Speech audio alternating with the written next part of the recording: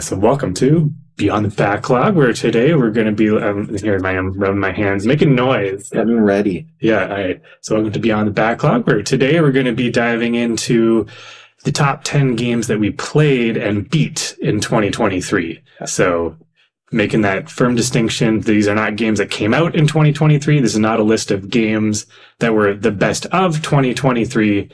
This is just the games that we each played from our backlogs in 2023. Say 2023 one more time for me. And we could have played them a little bit earlier, but this is the time that we sat down, played it to completion, and then went, you know what, these are good.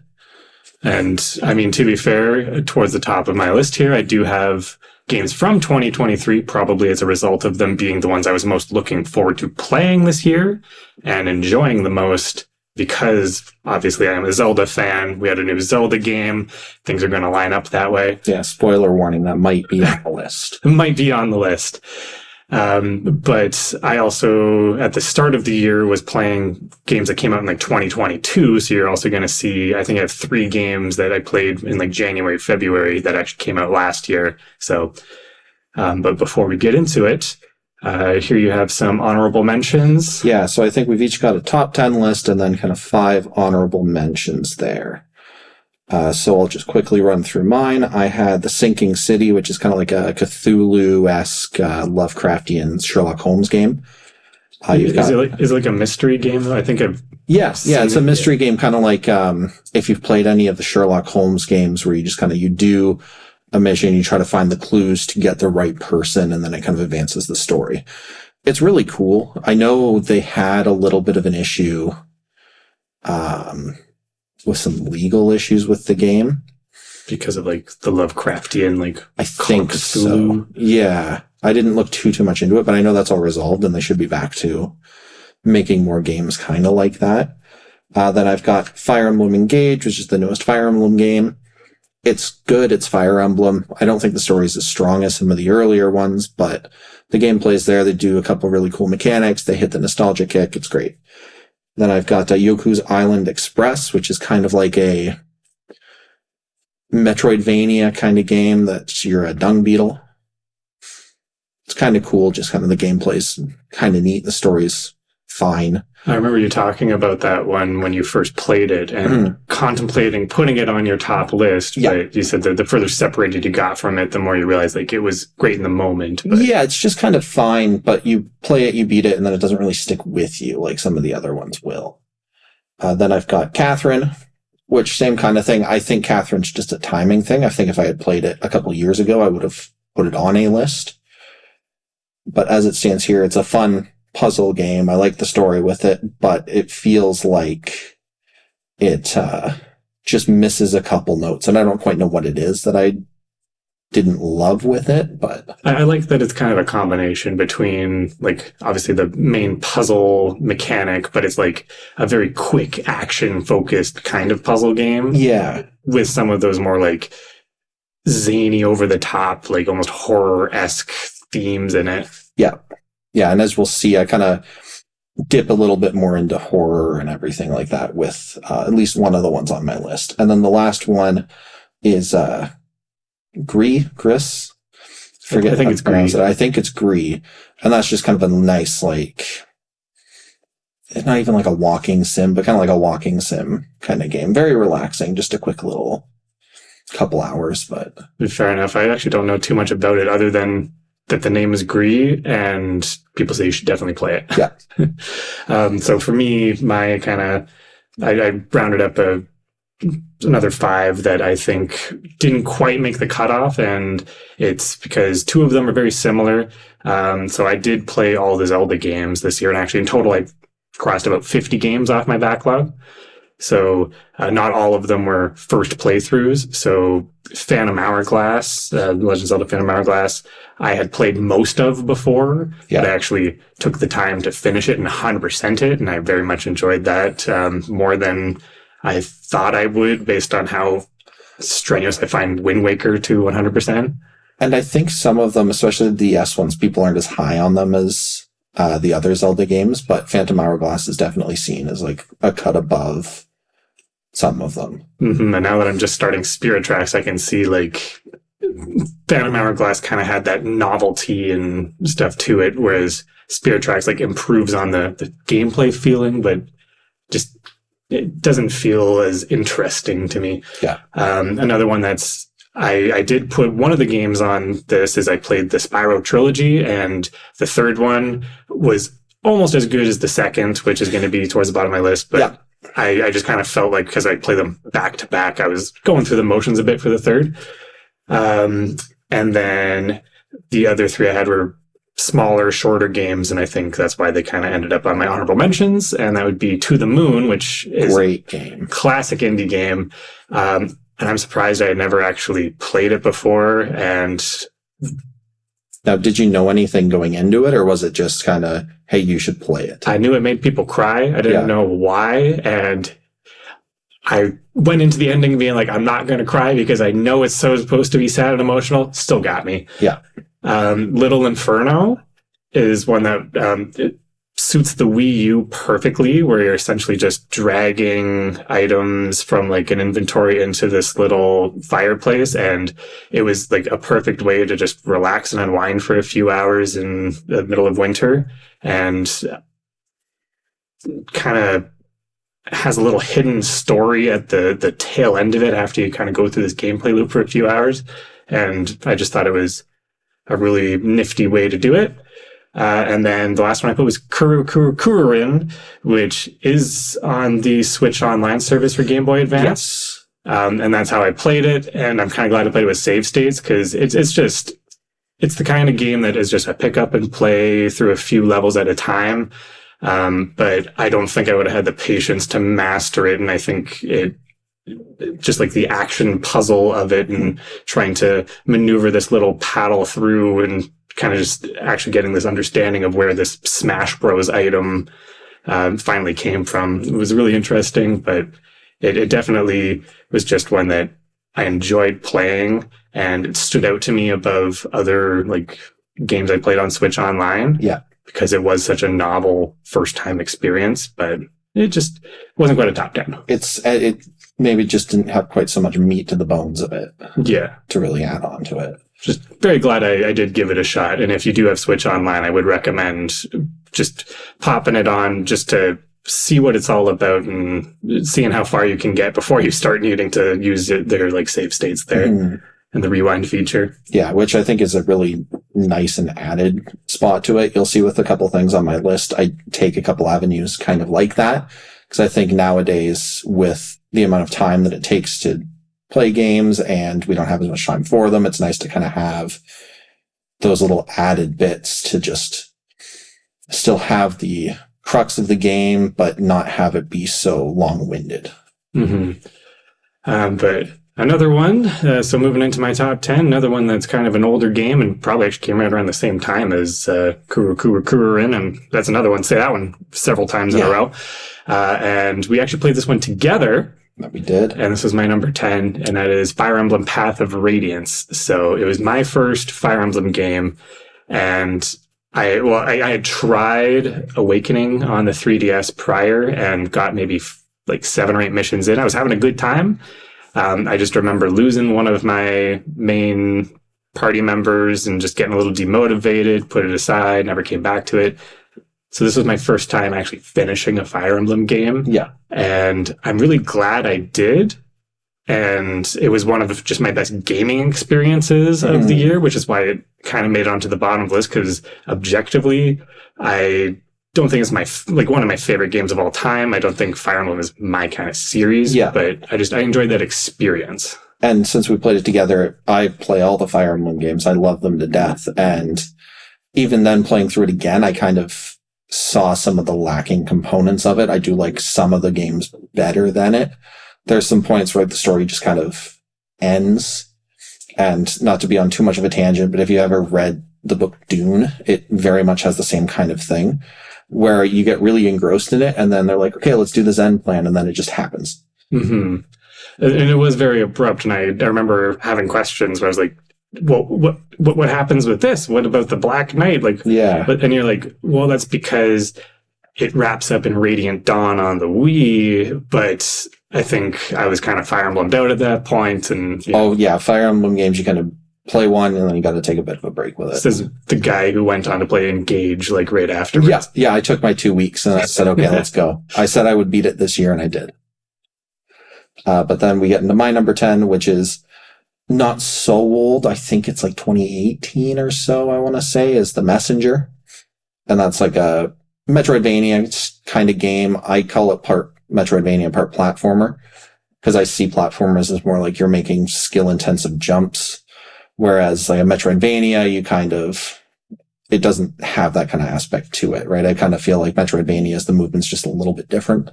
Like, I don't know too much about The Messenger, and it is one that I do want to play and I own. How does it compare to like Ninja Gaiden? So I put that in my notes here as where I say I kind of get the Ninja Gaiden comparisons, but it feels like that's more to do with story and setting rather than gameplay and mechanics. But it does play kind of like that. It just feels like a lot of people make that comparison because it's a ninja setting game. But it's really cool. It blends art styles and music styles together. And it just has really clean movement. And that's something that I'm always a fan of. Something with kind of dashes or ways to increase movement speed while still keeping it clean and crisp. Yeah, I love the art style of it. Yeah. It looks like it's going to be so much fun to play through. And the same developer also released another game this year, right? I believe they did Sea of Stars. Something like that. Yeah. And that was also really highly received. Yeah. So I look forward to trying both of those.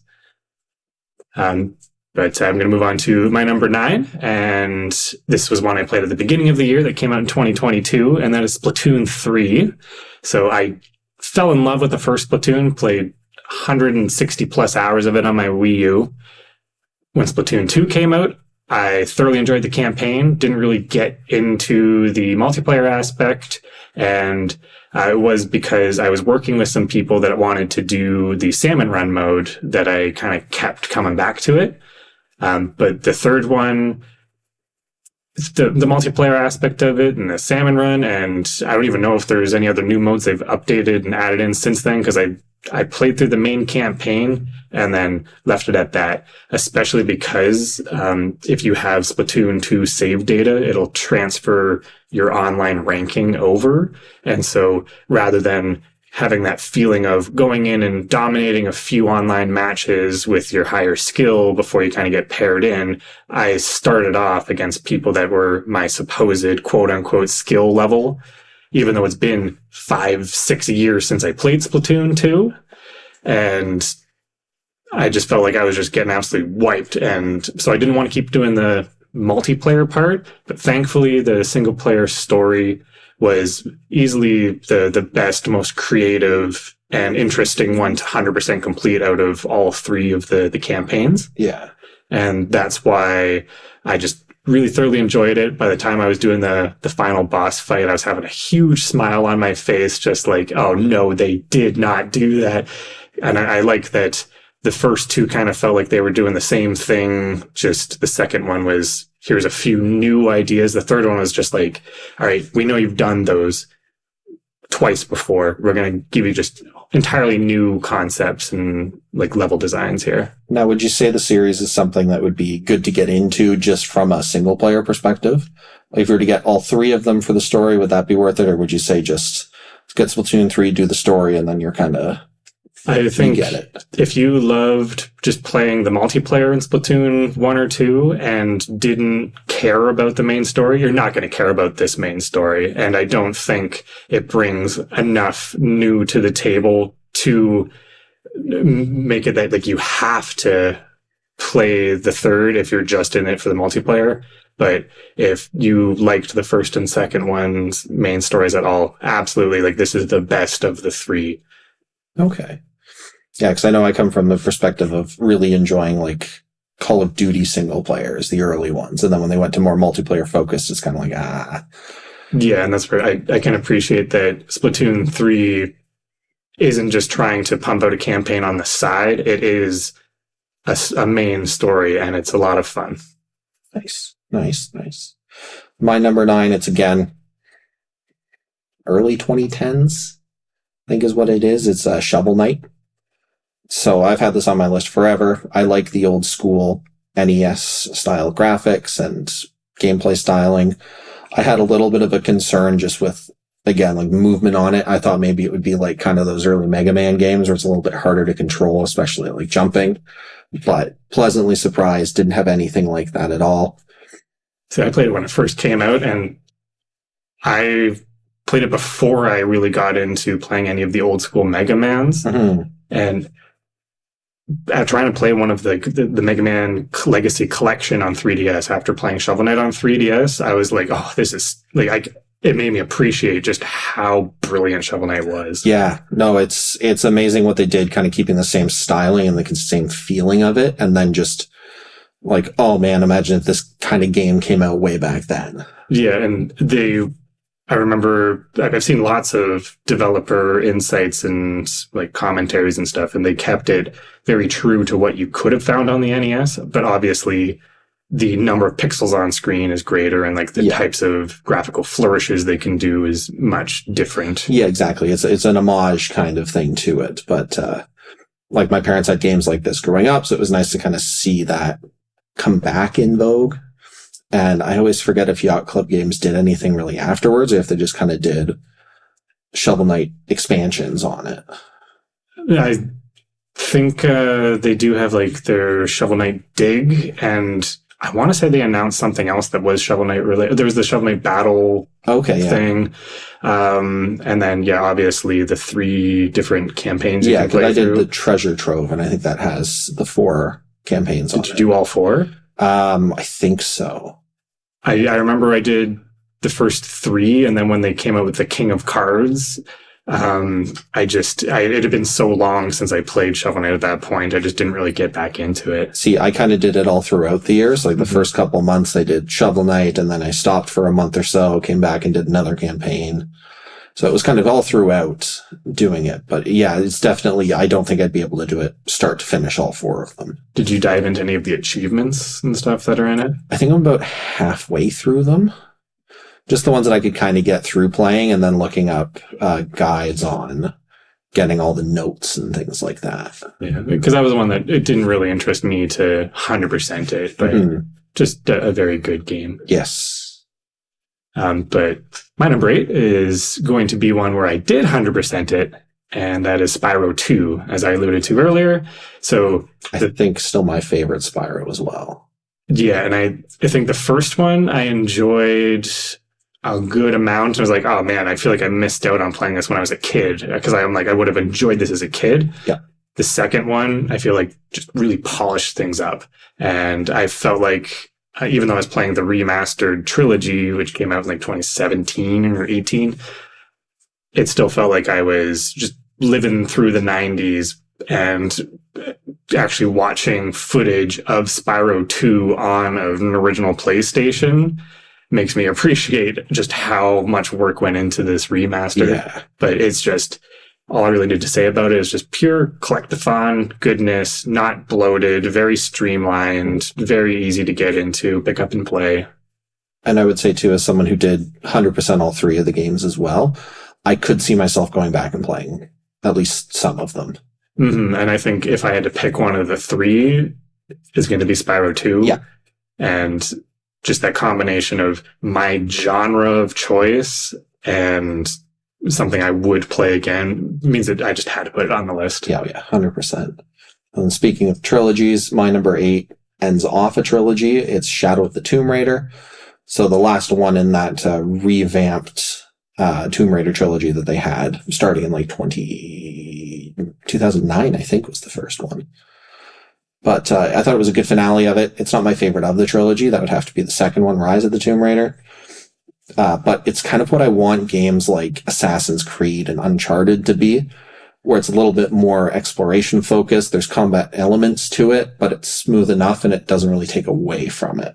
And have you played all of the Uncharted? I have played 1 and 4. 1 and 4. And so, like, I guess compared to 4, like, what would you say the balance is? Because, like, I loved Uncharted 4, but I felt like the reason it might have stood out versus like the original 3 is that the combat was so few and far between. It was a lot of Yeah, with 4, I really enjoyed it, and then I got into, like, I think maybe the first or second combat portion of it, and it just really took me out of it, because I'm kind of looking for exploration, like kind of like an Indiana Jones-esque thing, where it's like few and far between combat.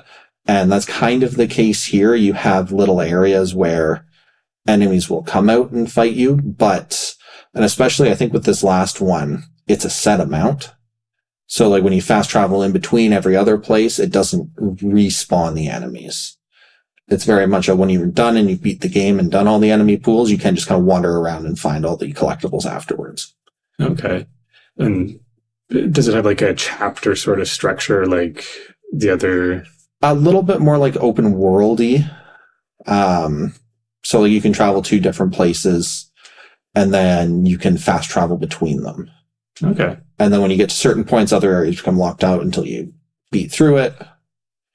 Yeah, that's another one that's on my list of games I want to play and I own. I just haven't gotten around to. And I know because I love Uncharted, I love Assassin's Creed, that it would absolutely be a game I'm going to enjoy. Yeah, one of the ones on my list this year is the Uncharted ones, just to give it a little bit more of a fair shake, because I haven't played them in 4. I played maybe 6-7 years ago, and the first one was even earlier than that.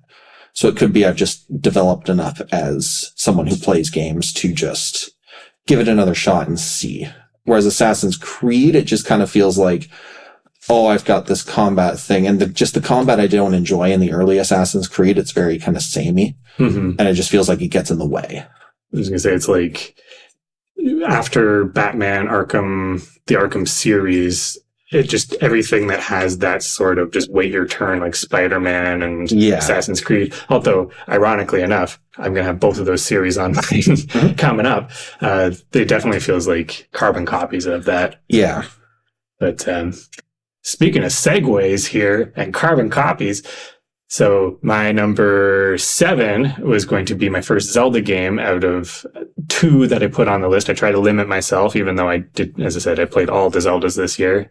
And that is because Oracle of Seasons stood out to me so much more than Ages did. And I went in thinking they were literally going to be the same game. Yeah, like a Pokemon Red and Blue kind of thing. And I knew there was subtle differences and that the dungeons are totally different, but I'm like, how much is changing around a map, but having the exact same gameplay within it going to make it feel different? But holy smokes, did they make them feel completely different. And I think playing them in 2023, you gotta go with Seasons, and Ages just doesn't hold a candle to it unless you're somebody who wants to play through a game guide in hand the entire way through. Yeah. But Seasons is easily one of the best Zeldas. I did put it on my top 10 Zeldas. Yeah. And it's one of the best like 2D Zeldas. It's one of the best Game Boy games that I've ever played. So I think it is probably the oldest and simplest of the games I have on my list, but still was just such a memorable experience. Yeah, and if you have like the gameplay loop is fun and it's just a quality enough game, it is enough to kind of bump it up, because you sometimes do just kind of get drawn to the simplicity of it all. And even just some of especially the end game bosses and stuff that are like full screen monstrosities. I'm like, they did this in a Zelda game on the Game Boy, like genuine, just like wow shock moments that I just didn't quite get in Ages. Yeah, they got the Game Boy Color and then they just hit the ground running. They said, okay, let's go.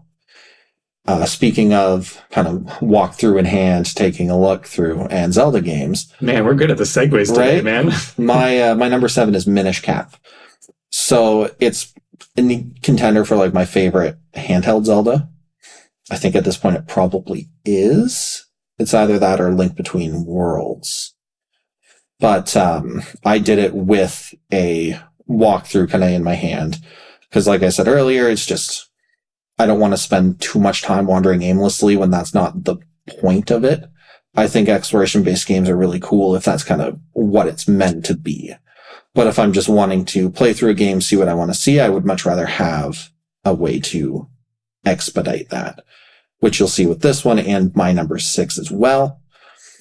But I like the combat. I think the boss designs are really fun, and it's nice just to not get the same style of bosses every time. Mm-hmm. And I do love Minish Cap, but something I know multiple people have brought up is that they thought it was kind of boring to have two bosses, like be a normal-sized Octorok and a normal-sized Choo Choo. It's just because you're miniature, they seem giant. Yeah. And people have brought that up as a negative, and I'm like, no, that's so exciting. Exactly. That's so it's such a fun, like, little quirk, because it's the same kind of thing as, like, oh, but Goma's just a big spider in Ocarina of Time. It's like, yeah, but that's kind of cool. And it's nice not to have a final villain that's not tied to, like, the Ganon side of things in Zelda. And I feel like I might be manufacturing a memory here, but, like, say how the Octorok is, like, encased in ice, right? Mm-hmm. And part of the puzzle is thawing it out before it like runs around. And I'm like, they did a full size boss like that. And I want to say A Link Between Worlds, where it's just like a monster that charges around the room and is encased in ice and use the fire rod to melt it. Again, I might be manufacturing something, but it could be that. There's also the boss in Link to the Past that is in ice, and it's an eyeball that kind of shoots things at you, and icicles fall from the sky, and you have to kill it with the fire rod thawed out, and then it kind of runs around the stage. So it sounds right coming from Link Between Worlds, because that's just a homage, I would think, to something like that. But I found Minish Cap, like, I just enjoyed that encounter more, because it felt different than just another big boss encased in ice, you know? Exactly. And like experience-wise, it's good. I don't know how much I'm chomping at the bit to go back and play the game, but I did kind of all I wanted to in it, so it feels complete. Excellent. I don't have a fancy segue for this one, so we're just going to, boom, shift gears here. So to preface this, out of the 3 most recent Assassin's Creed games, prior to this year, I had played Odyssey because I love ancient Greece history, and I just knew that it was going to be right up my alley. Loved it. So I played Origins this year, and that's my number 6, is Assassin's Creed Origins. And I think the actual like climbing mechanics kind of being stunted because of the setting really did kind of change the approach and turned it into kind of a almost generic open worlds feeling sort of game at first. But the more I got into it, and the more I just like engaged with the story, I found like the story was captivating. Whereas in previous Assassin's Creeds, I didn't care about the story. It was just fun to climb stuff. Yeah, exactly. Assassin's Creed 2, just loved climbing around Italy, just seeing all that. So I think what I appreciated about this one, and what maybe kept it a notch below Odyssey for me, is that it was kind of the breath of fresh air that Assassin's Creed needed to avoid just repeating itself over and over. And I think it was a great foundation upon which Odyssey built on. And I do want to play Valhalla. I do have that coming up sometime soon, I'm sure. But Origins actually made me care about like the character I was playing, even if I don't feel like it had that lasting impression on me. It was just one that I was actually excited to get home after school and sit down and play for like 3-4 hours. Yeah. I had put at the very top of my list that like the theme I thought for this year was refreshing. It felt like a lot of the games that I had played at least kind of brought a breath of fresh air to either genres that I had or series that I had that just kind of reinvigorated my love of the games. And it sounds like the same kind of thing here with it. But my number 6 kind of goes opposite. It's a game I've wanted to play forever, has been on my list forever. Was Final Fantasy VI, or like the North American Final Fantasy III. So right before they switch into the 3D cloud, and really the last one of the first 6 that I really had to play. But I'm finally crossing it off my list, and it was a great game. I think it's my favorite story of all the pre-Final Fantasy VIIs. I can't really speak for any after 6. But story-wise, it has a lot more to it than just the first one that just has, hey, do this thing and then do this thing and then do this thing. You're the warriors. Let's go. Collect the 4 elements and then beat the final boss. Exactly. And it fixes some of the issues I had with earlier Final Fantasy games. I have issues where I don't like when your party changes and like it feels like you don't have control on it. Mm-hmm. Especially before, when I wouldn't look at walkthroughs or anything like that for RPGs. It's just kind of like, oh, I just lose this guy and I lose all my gear because why would I know that this person's going to come in and die from it?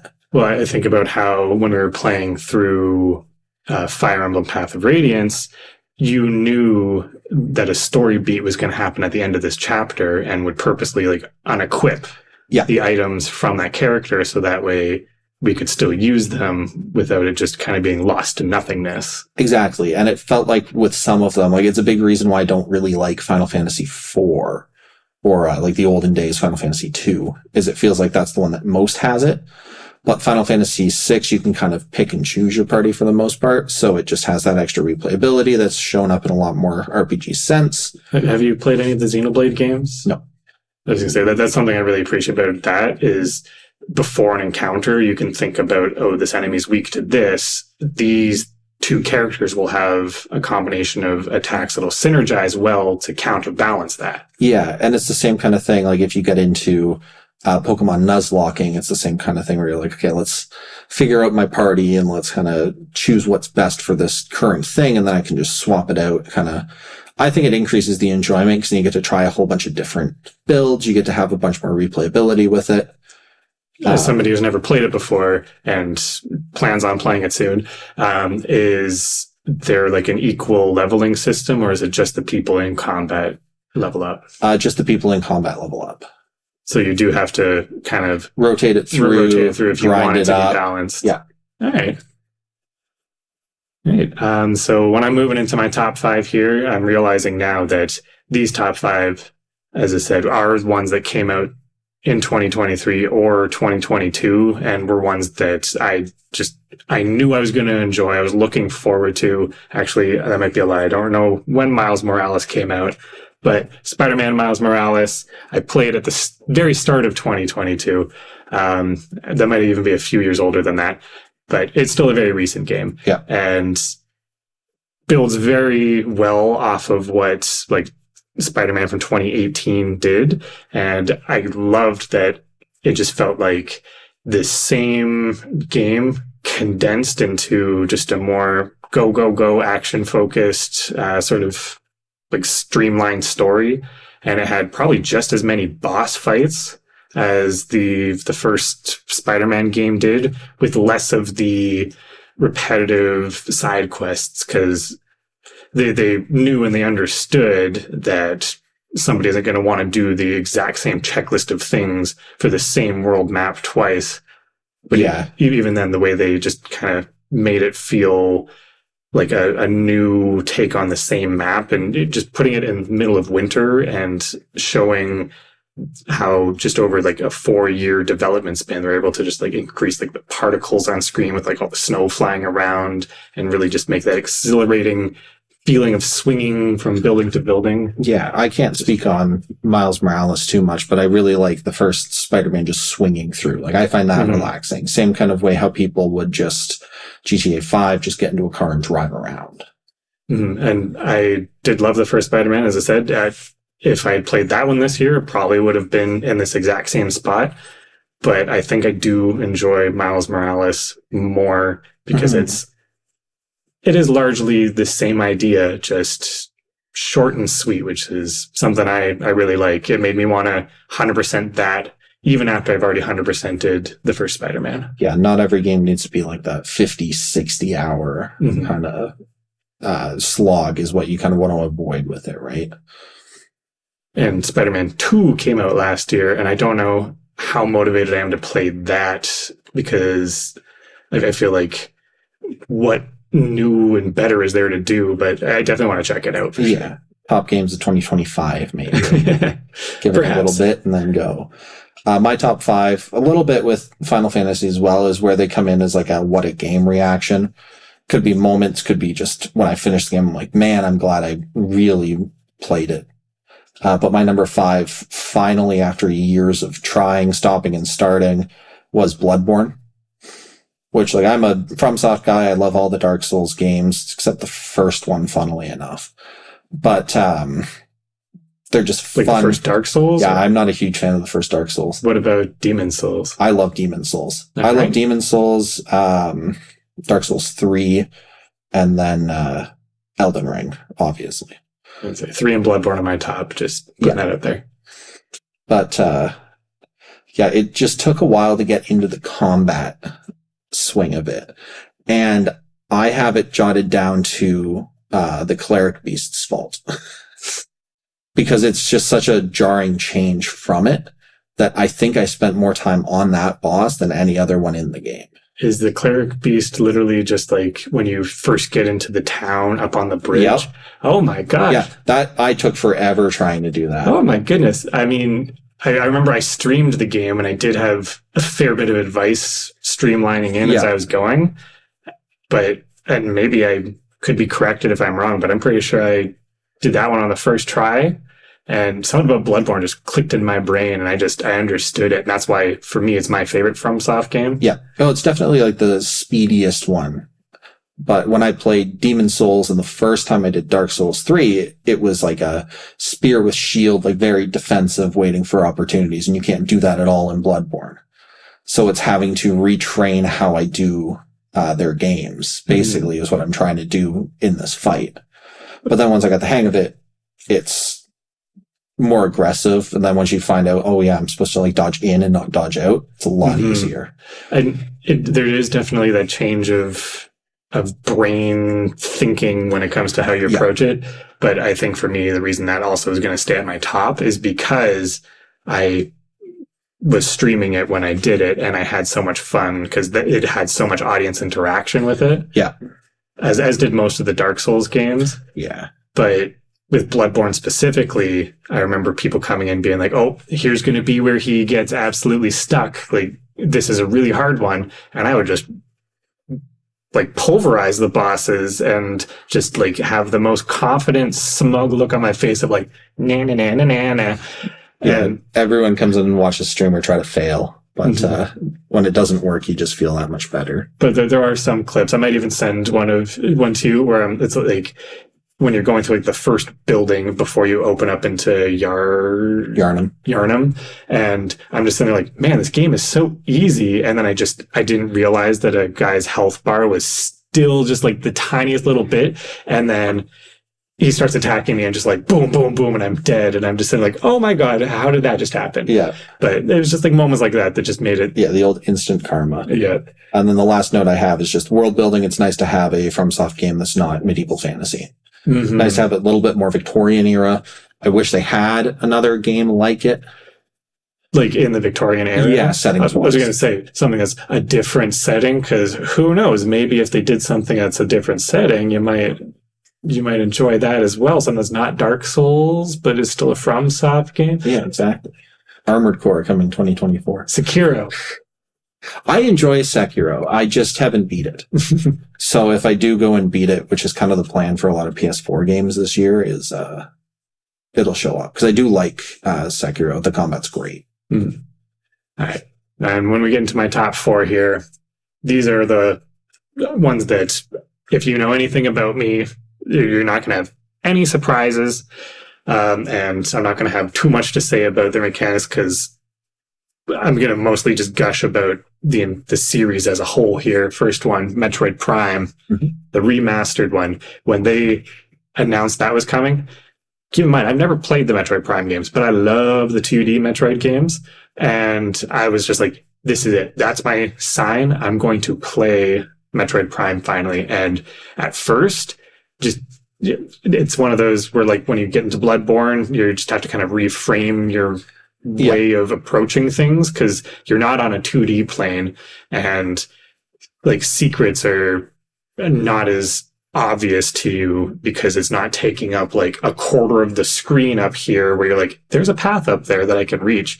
They're more tucked in, hidden away.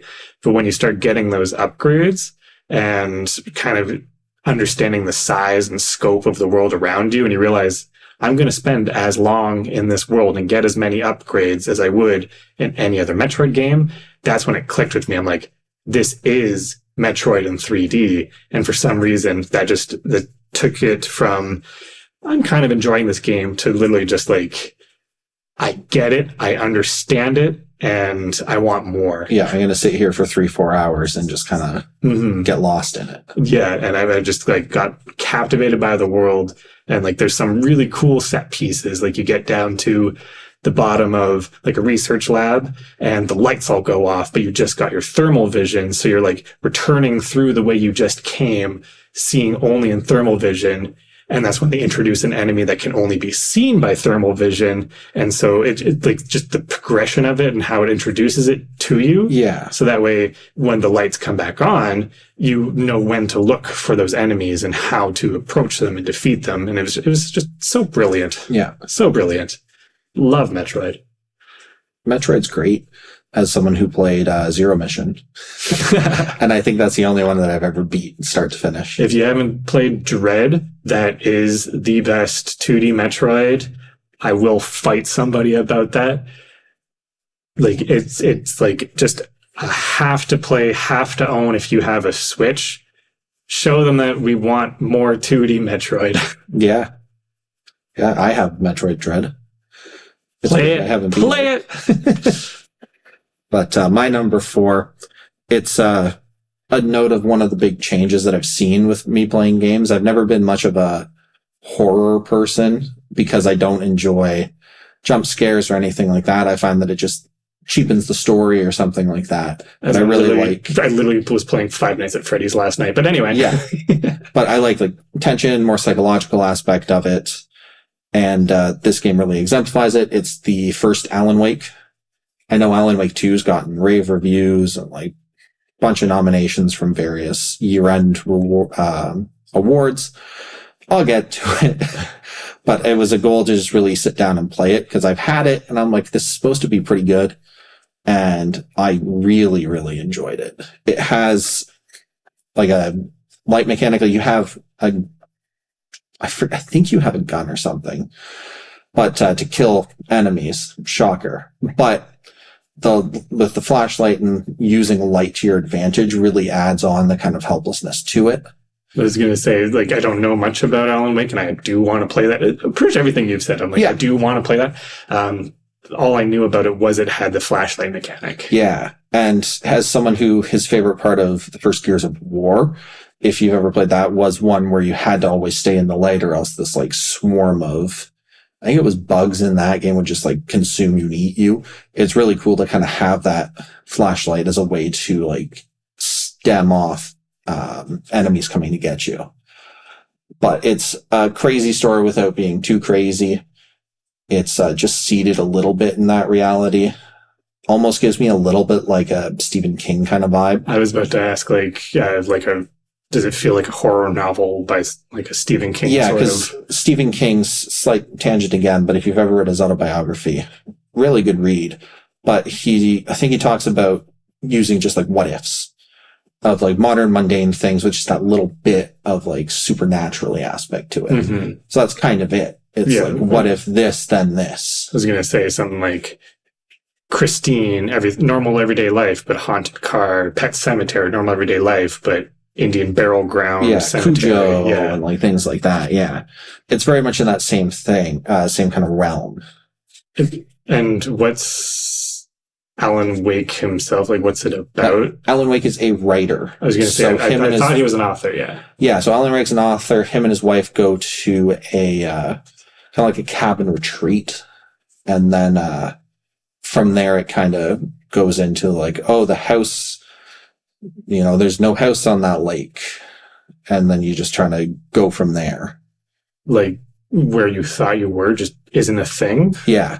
Okay. Well, you see, I haven't played this and I know I'm going to enjoy it now that just like you already made me. Move it all the way. Like this might be up to it. Yeah, this week. And it's a lot of people that like kind of think he's going crazy because it's that psychological aspect to it, that kind of paranoia. Because him and his wife are new. It's like, well, why should we believe you? It's kind of like, and it's the same company that did Control. same kind of feel, but Control is a lot more almost satirical and a little bit more comedic in its horror. Mm-hmm. Just from like the not in a humorous sense, but in a like otherworldly kind of thing. Mm-hmm. Well, I'm going to move on to my number 3 pick. And this is one that came out last year. And as soon as I saw the original trailer for it, I'm like, I need to drop everything and purchase this. And for some reason, I just didn't until like December of last year. So I was playing as the new year rolled over. Yep. And that was Stray. So I don't know if you know that makes sense. Cat game. I was going to say, I own 2 cats, game about cats. And where you play as the cat, and some of your basic functions are just being able to go up and like nuzzle up against the legs of like the people in this apocalyptic robot driven world. And something about that, I'm like, I'm curious.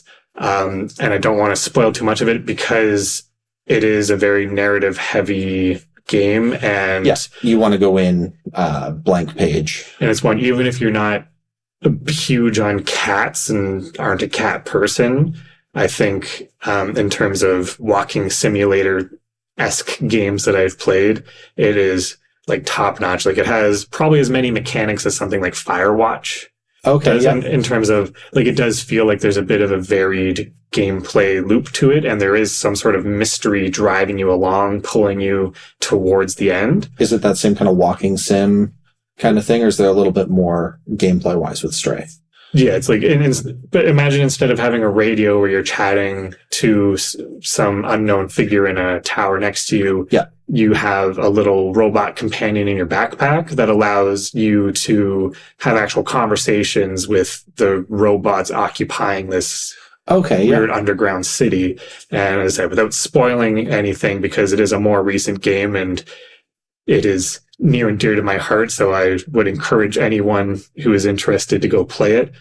It's just the humor that these citizens have make it feel like it's a real lived-in city that you're just exploring as a tiny little creature, and all of these robots have like, some of them have reactions where they're running away scared because they're like, what is this real live thing? Yeah, it's the unknown. You've just kind of flipped on its head what's unknown. Whereas other ones are like, oh, like, you're really cute. I haven't seen a creature like you in like 150 years. And as I said, it just, when I say that, I just got like chills thinking about it. And I'm like, the narrative that it tells as to why that's the case and how the city formed like almost separate from the real world up on top is just so compelling, to the point that there is a speedrun trophy.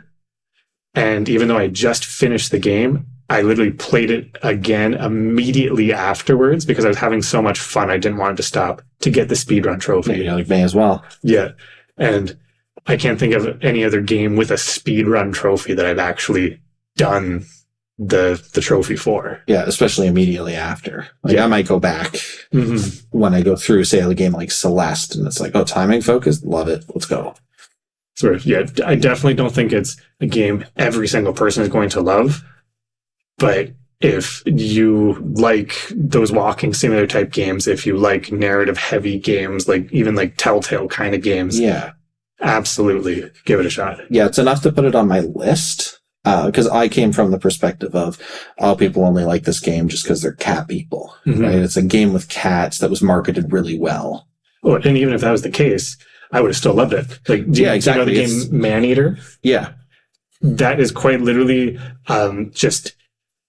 It's almost like a nothing plot. It's just you are a giant shark in an open world attacking things. And that was enough to make it one of my top 20 games of all time. Stray, I feel like, is a better designed game and narrative experience, but it isn't just like the sheer fun like something like that was. Okay, that's fair. Yeah, I'll definitely put it on a list then. My number 3, kind of shocking when I come back to it because it's another one that I've just started, stopped, couldn't really get into it, but definitely more on the cozier side, is Stardew Valley. I can't think of a single time that we talked this year where you didn't mention having played Stardew Valley. Yeah, you get the little like Steam year in review thing, and it's like, yeah, your top game was Stardew Valley, and I just see it pop up at least for a couple hours every single month of the year, starting in February when I first played it. But I liked things like Animal Crossing growing up. I had a moment where I could get into Harvest Moon, but that was it. And I've found games like that, it's just the lack of direction that's kind of hard for me. But I think the clear, like, you get something at the end of year 2, beginning of year 3 to kind of get like a progress thing. The achievements are really well set for it, and you can do various types of runs where you can just do extra things, marry different people, just kind of see how it goes, that it just gives you more of an idea of what you want to do instead of just, I'm going to sit in this game and play for a couple hours.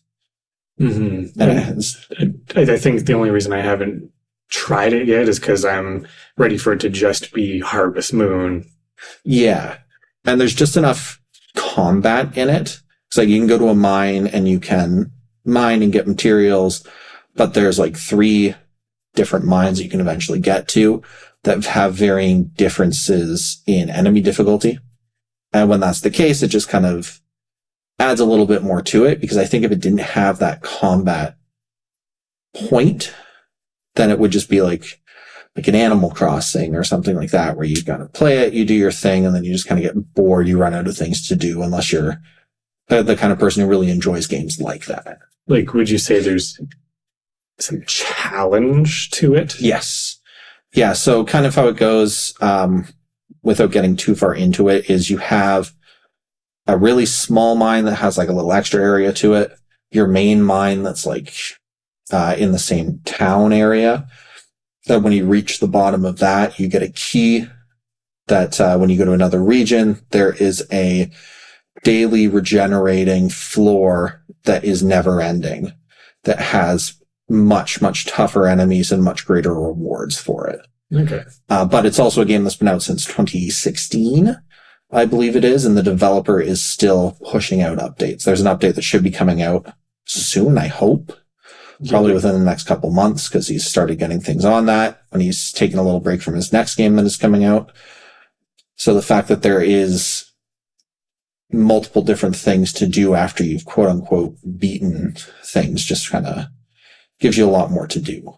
Yeah, like I know a fair number of people that were into Stardew Valley 5 years ago that are still into it now.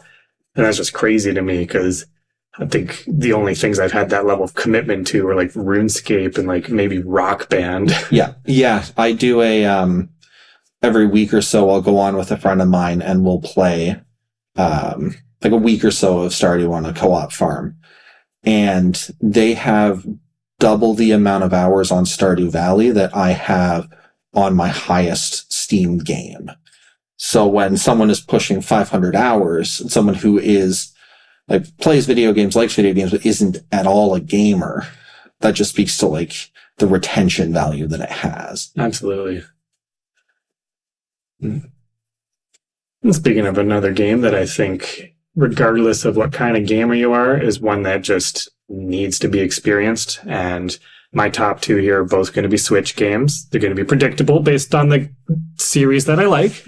But if you haven't played Super Mario Wonder, this is your wake-up call to just go out and do it.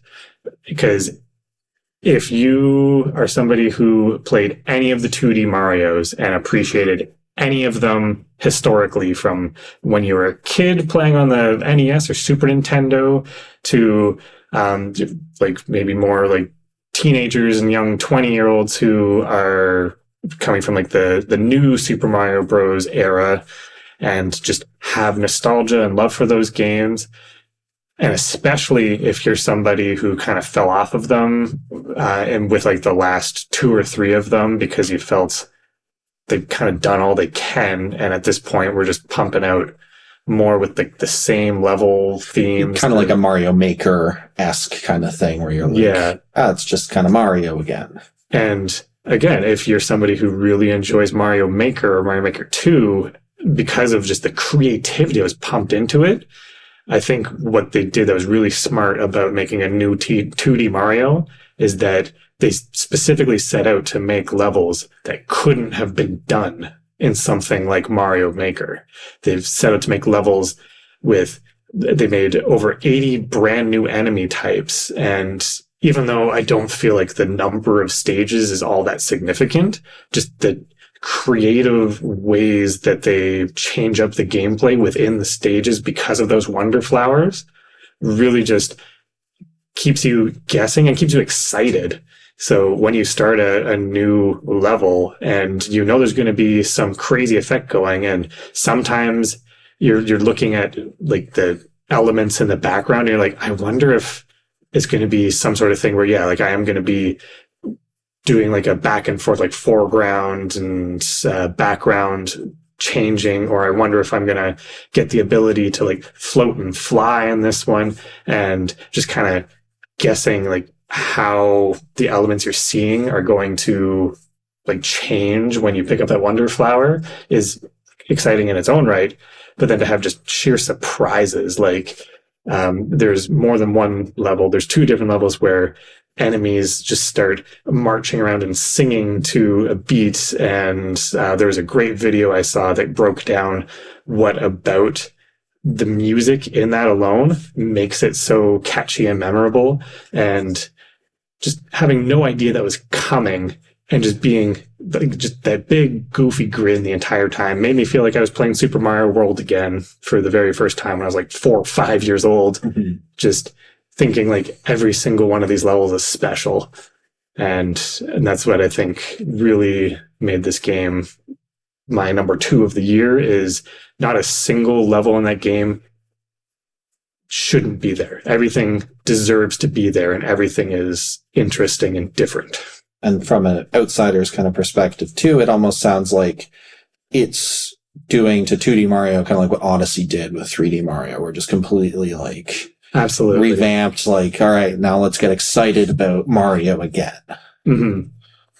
And there is plenty of 100% completion and like extra challenge locked away for those that want to seek it out.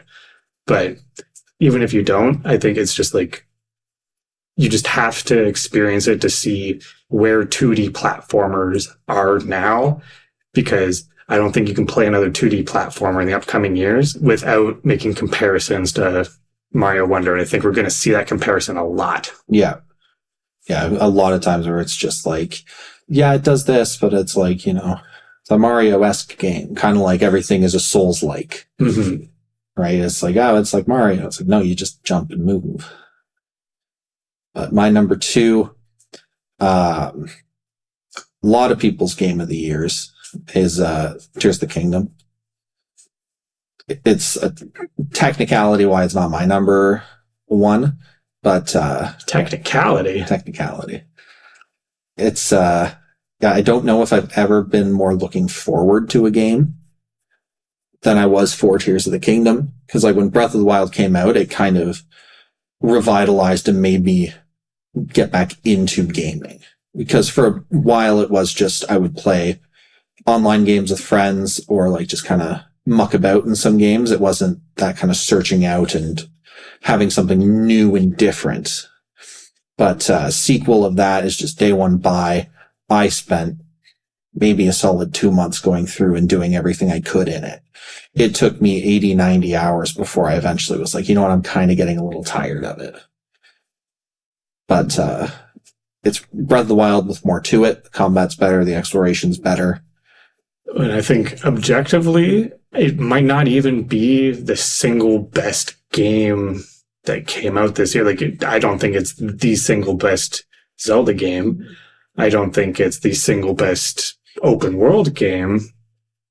I don't think it's the single best of any particular thing. I just think it's one of the most well-refined, well-thought-out, balanced gameplay experiences you can have. And I think just the event of Tears of the Kingdom coming out is what propelled it to number 1 on my list for 2023. Woo! Go Tears of the Kingdom.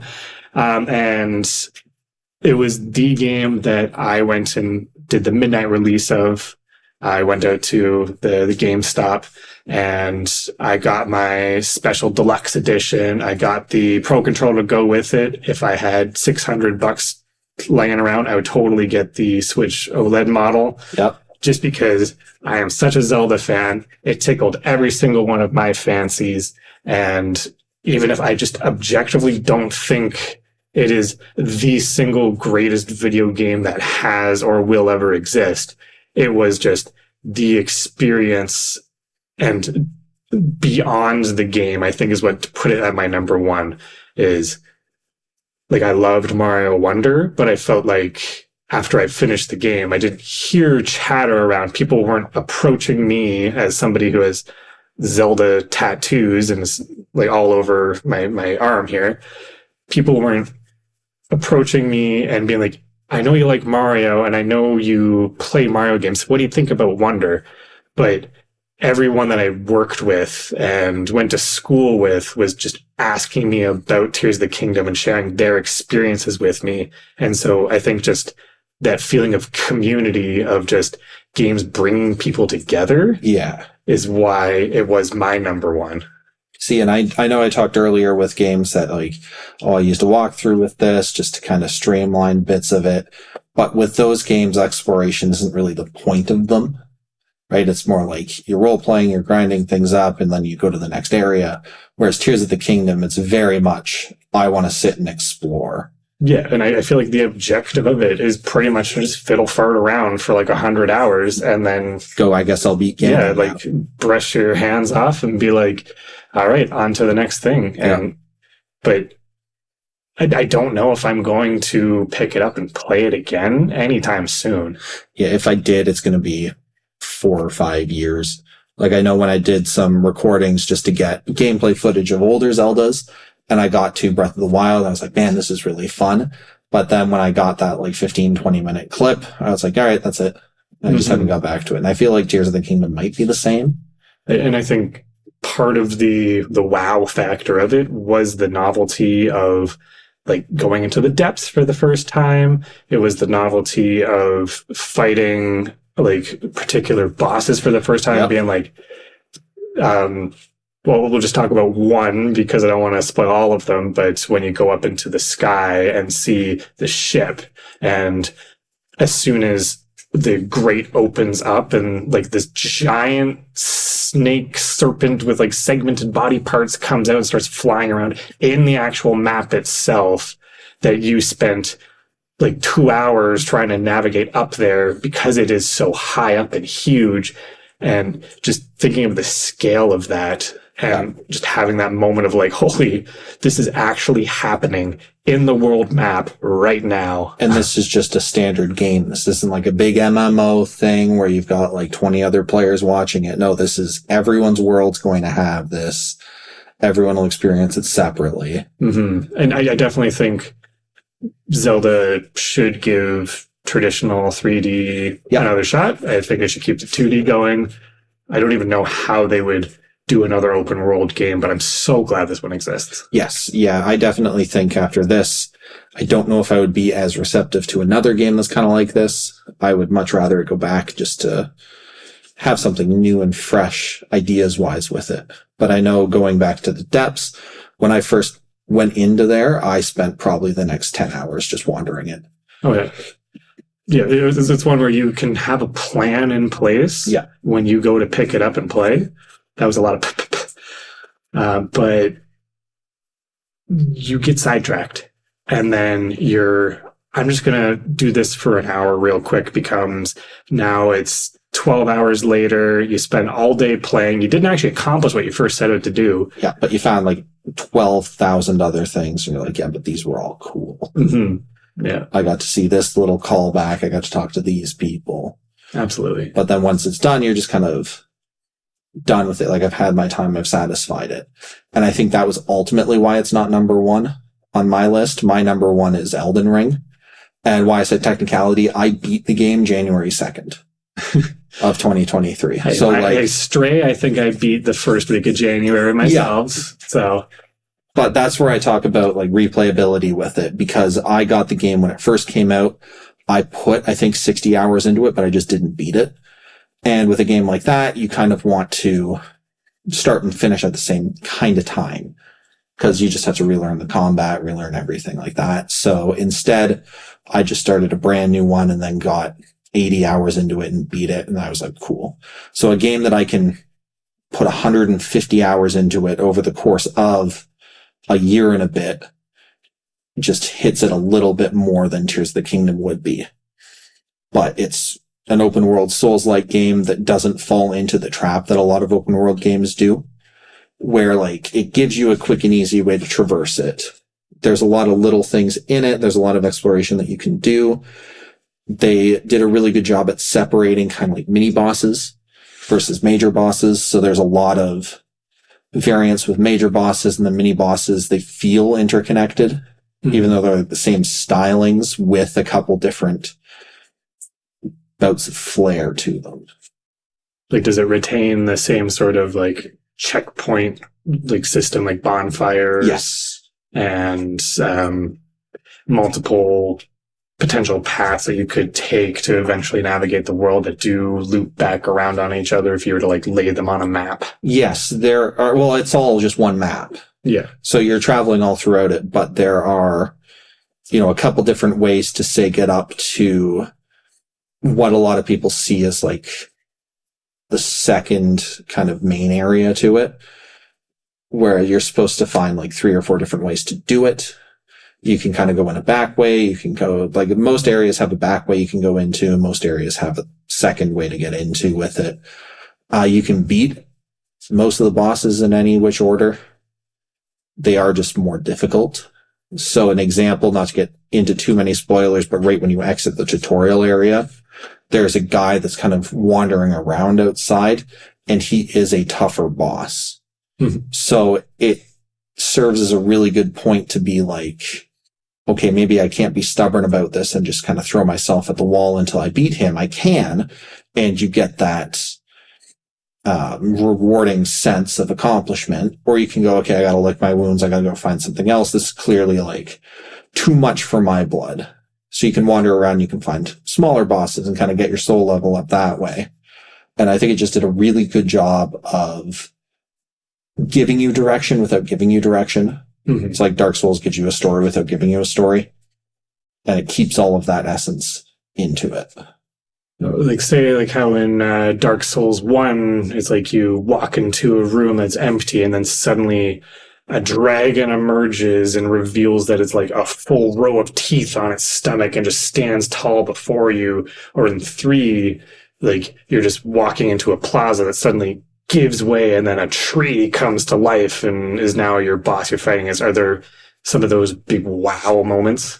Environmentally with it, let me take a quick moment to think. Because you have the classic, this guy that's a boss at the beginning is now just a common enemy as you get further on into the game.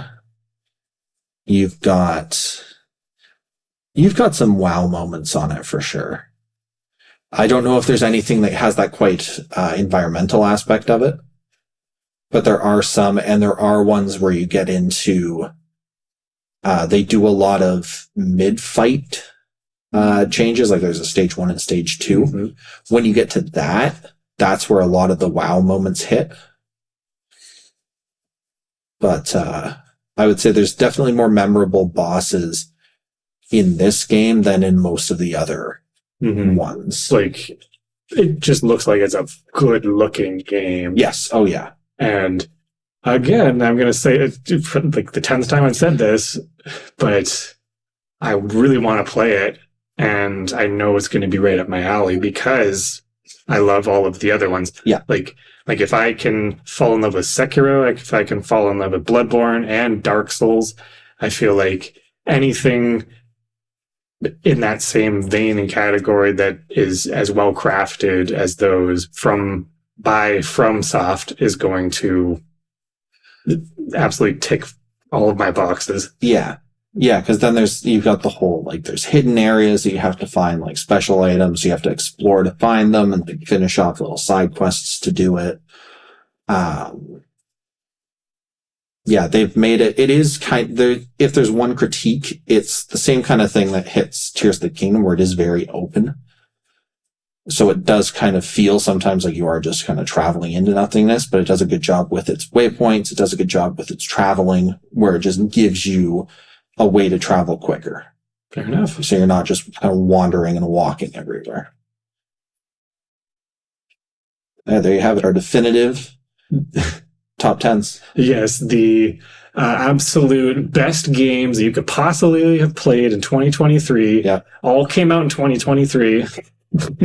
Give or take a couple of decades. And I think moving forward, we're going to be looking ahead to some of our goals we're going to have for 2024, but also looking back on what we did in January of this year. Yeah. As well as, like we said at the end of last time, I'll talk about Rare. We'll do it eventually. We'll do it. Or we've already done it. Who knows when we'll release these things. But that's all for now. And if you have any games that you'd recommend based on our top selections here that came out in 2023, maybe flew under our radars, feel free to let us know. Yeah, leave a comment, rating, whatever we decide to put this. We'll Like, comment, subscribe. Yeah. But, take care.